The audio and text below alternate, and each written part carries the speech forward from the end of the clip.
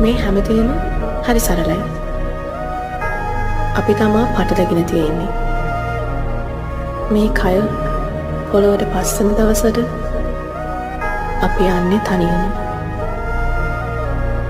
අපි ආදරය කරන හැමෝම දාලා තනියම. මේ විදිහට පේන්න, ඇහෙන්න, හිතන්න හම්බුන හිතින්. මැරෙන්න කලින් අපි ඉපදෙන්නේ ඇයි කියලා හිතලා බලන්න.